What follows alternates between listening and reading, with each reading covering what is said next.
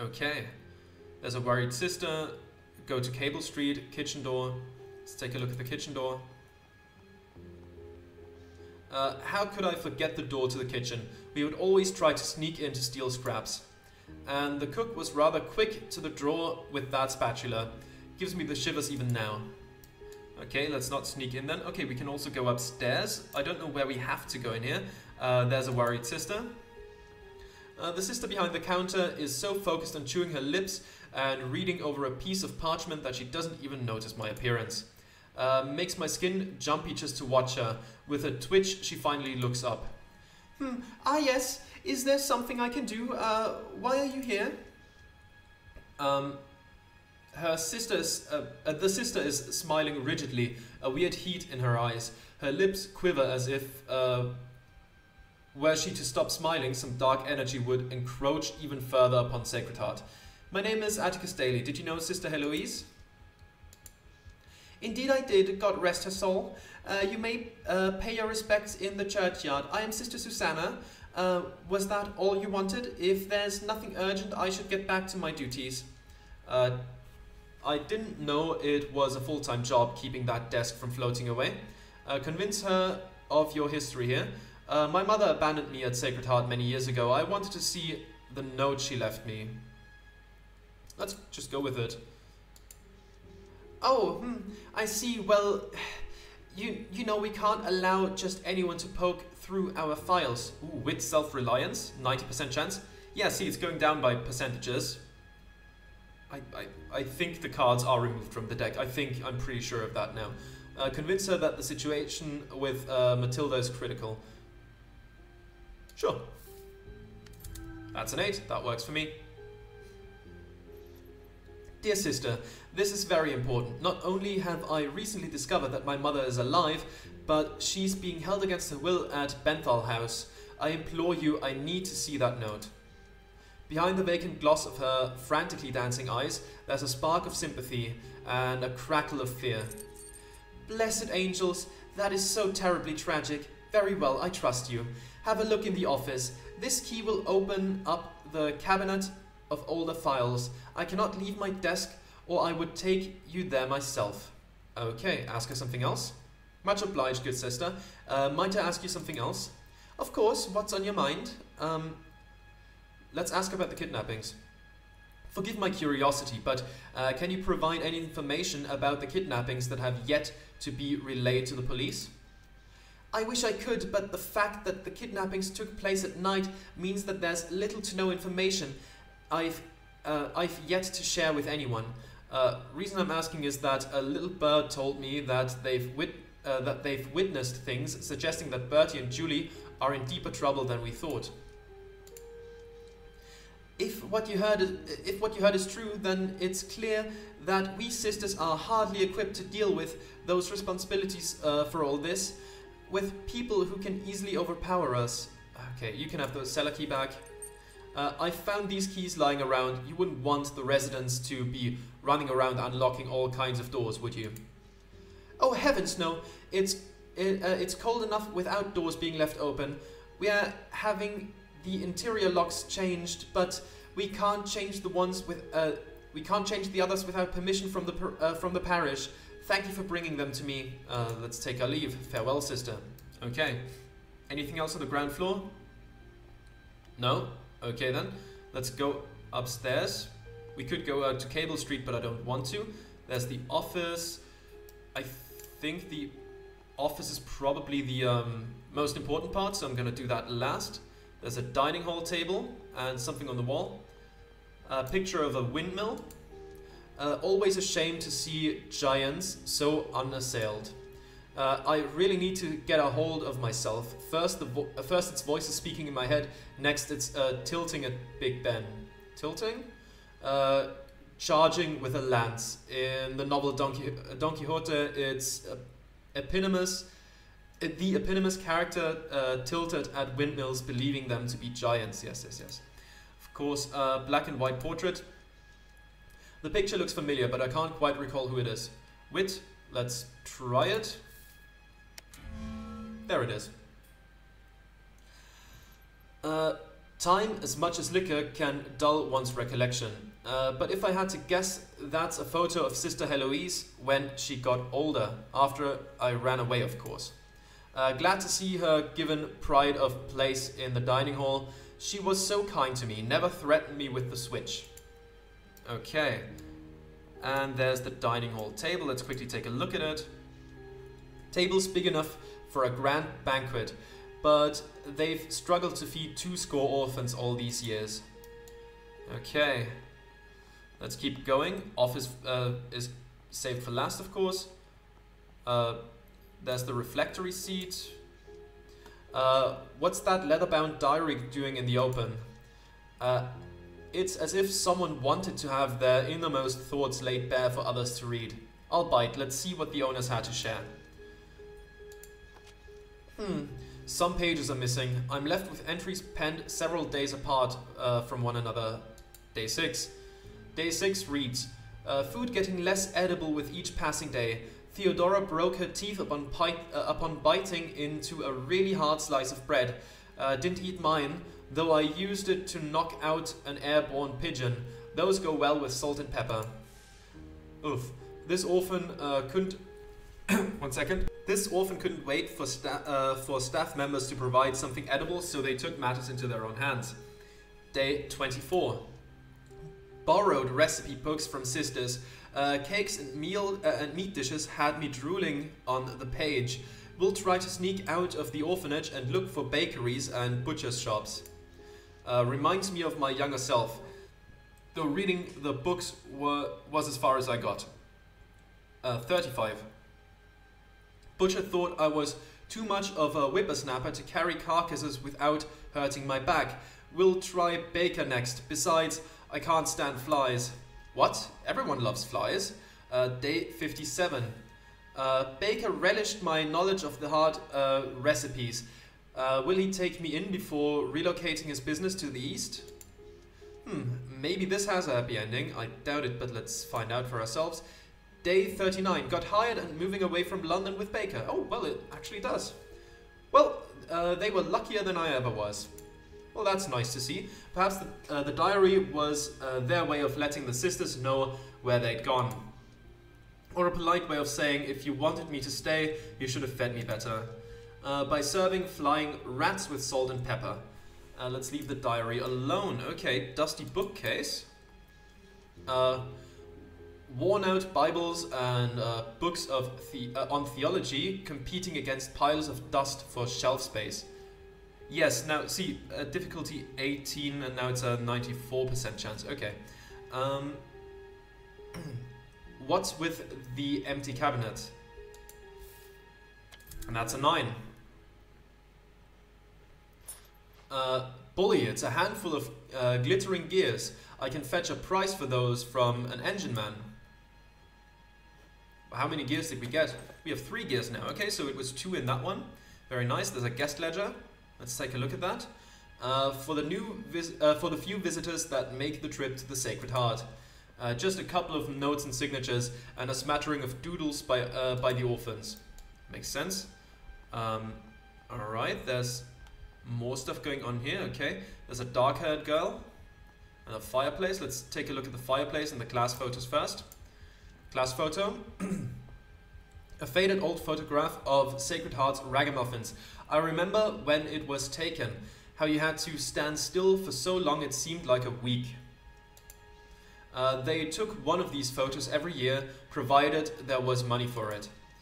Judging by the lack of any more recent images, they must have stopped hiring a photographer at all. Everyone looks so tiny, well, except for me. There beside me is Leo, the only friend I ever had at the orphanage aside from Heloise. Leo was a dwarf and got picked on just as much as me, but he'd never backed down from a fight, so he got the worst of it. Barely 14 when he went missing. The guilt I felt for leaving without telling him doubled after I heard. I remember now that I ran away less than a week prior. Horrible timing. There's a fireplace. We used to always fight for the warmest beds, closest to the fireplace. Okay. There's a dark-haired girl. Geez, look at the size of you.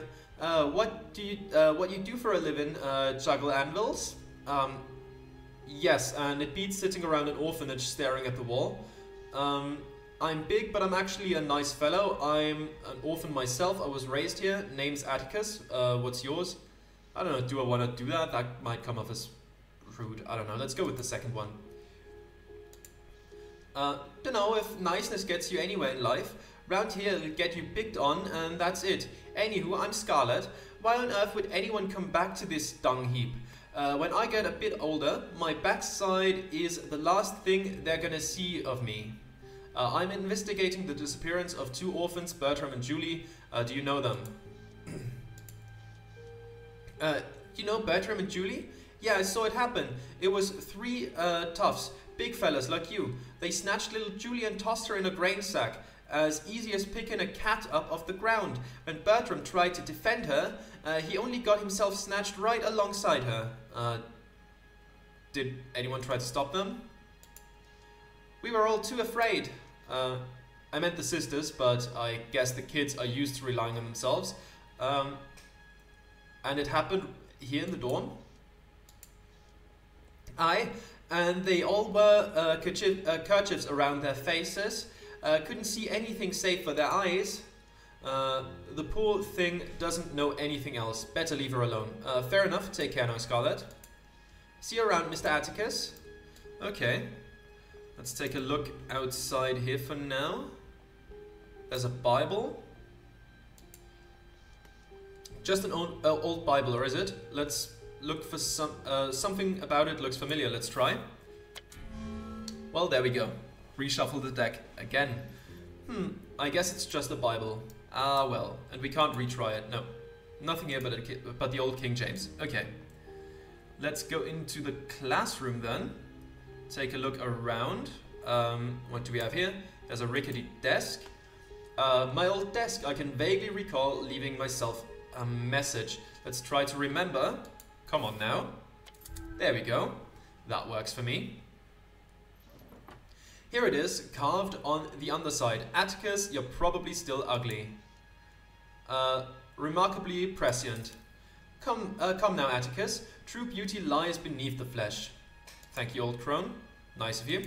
Let's see, the old crone. The crone still haunts your mind. When it comes to judgment, she cares more for character than appearance, but it doesn't make her any less vexing. Okay, there's a world map. Always looked at the map and dreamed about how far I'd get away from here as soon as I left. So naturally, instead of Cairo, I ended up in the other side of London. There's a meter stick.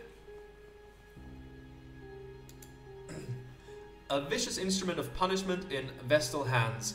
Never fall asleep in class if you want your knuckles to remain unwrapped. How can one be expected to learn and internalize life lessons if they can't feel safe in a classroom of all places? You know, the old crone gets more likable day by day, I feel like. She could be a teacher. As vexing as she is, she'd be just fine at lecturing. Perhaps there's a student in need somewhere apart from my mind. Chalkboard. Fond memories. Sister Heloise had Leo write, I will not ask Cyclops rude questions 50 times. He deserved it. He asked if they had one of everything. Student. A little girl with curly red hair is staring intently at a book in her hands. Little is right. Either she's small for her age, or that engineering text is far too advanced for her. She looks up at me, her face a picture of frustration. How does the combustion chamber keep from getting wet? Self-discipline, perhaps you should start with something simpler than the internal components of a boiler. I don't really know, but I imagine they carefully seal it around the edges to prevent leaks. Let's go with the wit one. Bah! What help is that? Of course they seal it around the edges. Everyone knows what happens when you don't. Do they? Her expression turns dark. Did you hear that Trudy destroyed another toilet? Better not ask for details. And she went to Sister Susanna, and you know what she said? I'd love to know what she said. She said Mimi did it. As if I would do such a monstrous thing. Mimi snaps the book closed to accentuate her point. I need to get out of here, and the best way out is an apprenticeship, so I need to learn how the combustion chamber stays dry. The plumbing destruction must have been a sight to behold. Have you considered a simpler profession? You might be aiming too high. I wish I could help you. When I was growing up, I wanted to get out as soon as I could. Let's go for the first one. I thought about it. I'm small, so I bet I could be a chimney sweep, but after what happened to Julie and Bertram, I need to leave soon, and it can't be for the workhouse. I heard about what happened to Julie and Bertram. What else can you tell me? Well, I didn't see them vanish, of course, but the sisters told us that they had to suddenly leave to go and work in a cannery. They said they would come to visit. She knows as well as I did when the nuns are disingenuous. So I snuck out. I went to the cannery by the wharf. I looked around. Julie and Bertram weren't there. I even asked some workers and nobody knew a thing. Are you sure it was the right place? Of course it was. They were my only friends here, and now they've disappeared. Oh, goodbye. Well, I wish you all the best of luck. I hope you become an engineer and escape this life. She doesn't reply. Instead, she opens the book back up, staring at a diagram with rapt attention. Okay. Then down here, is there anything? It doesn't look like it. There doesn't seem to be anything. No. Just another way to get back through here. That's fine. I guess it's slightly shorter to go to the office from here. Oh, also, I haven't saved in a long time. Keep forgetting in this game in Disco Elysium. Let's see then. A dilapidated room with peeling paint. Some of the windows are sealed shut with grime, making the air close and stifling. Luckily, one window has a few busted panes, admitting a breeze now and then. File cabinets full of gloomy records, orphans unlikely to find a home. Sister Susanna has a head for names and numbers, and she tends to the business here. Even so, the papers pile up against the walls, towers of yellow pages that will surely decompose before anyone reads them. You hope to find the records you're searching for deep within the rabbit hole of paperwork that is the office. Okay, let's try. There's a flower pot. Let's take a look at it. No. Flower pot. Pincushion flowers with wilting leaves, implying neglect by the sisters. This is hopeless. Someone will water them soon. Someone will water them soon, because otherwise we just lose 5 hope. They're dying for sure, but they've got some road ahead. Okay, the candy stash. I'm not going to steal orphans' candy, right? I'm not going to do that. Now then, what kind of goods do we have here? Well, I'll be lollipops. I'll pass. I hope they're for the orphans and not for the nuns. The orphans need them more, probably. There's a fireplace. The modest flame is well tended, enough that one could step away and feel the warmth in a few hours' time. Not like the old days when we had to burn our bedposts. Perhaps the sisters are harvesting from the woods around the building. Or else they always hoarded the good firewood and left us to break our beds apart. Let's stare at the fire. It's not much, but it's enough to keep the office warm. A spark crackles off the edge of a half-devoured log, vanishing into the air. Wasted potential. Stare into the fire some more. So much wasted. Nobody is even here but me. No one to share the warmth. Not even the residents of Sacred Heart will enjoy the pleasure of this fire. Was it always like this? Fuel poured into empty rooms, while those who need such small joys are stuck on the outside? Stare into the fire. I'm close enough to the flames that I'm beginning to sweat. Embers drop and wink out on the hearth. Plus 5 hope. Yet the cold of London has left my body. A temporary reprieve, but a welcome one. Let's focus on happier times. There were happier times, right? Okay, there's a book pile. Let's take a look at it. A stack of books in good condition. The titles on their debossed covers glittering in the daylight. Weighty expectations, trying times. I know of these, not exactly peons to British politics. Okay, enthusiastic praise, right.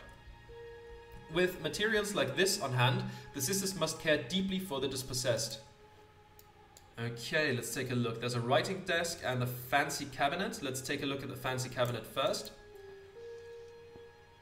An ancient hulk of hardwood cabinet, sturdy enough to house a collection of cannonballs, but currently stuffed with dusty old files. Self-discipline, search the files thoroughly. Let's try it.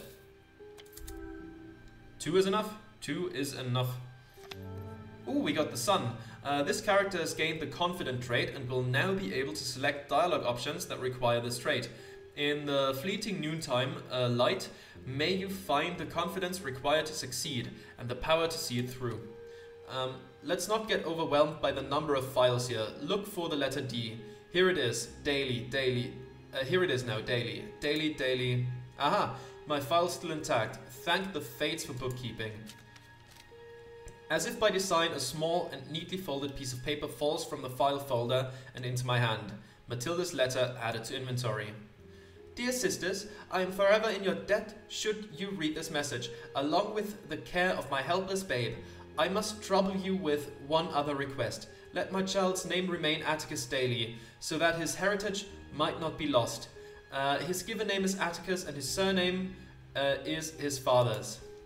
My heart is split with grief for leaving you this burden, but the sapphire is genuine, and if you sell the ring for expenses, then so be it. Before God, I will try to correct this turn of fate, but Atticus's life would be stolen if I should keep him. Upon my honor, I will try to make our family whole again, but for now I am robbed of this privilege. I beg for your kindness and apply your patience with a promise to return. Matilda Hathaway Daly. She signed with 2 surnames, and that is ever so important now. If Hathaway is a match at Benthel House, then I can confirm her identity.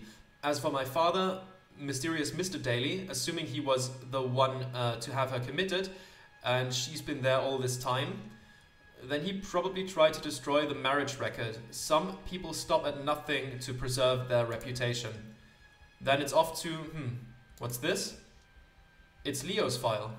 Well, let's look through it. Leonardo Longo, light-skinned, dark of eye, dwarf of Italian origin, missing, presumed deceased, December 1868. This is difficult to read. I just turned 13 and run away when I heard. No next of kin established, a case considered closed. The tin ribs probably didn't even look for him, just another dead orphan. And I barely thought about him after. Too many sunrises on the horizon. The sun's a lot blurrier now, most mornings. Makes me wonder why I never looked closer, back when my vision wasn't so often double. What else have I forgotten? What else did I ignore? That's enough of that. All that remains now is the delicate matter of getting access to Benthel House. Task started Leo's lament. Clementine could help with that. She was out on the town with a patient handler there.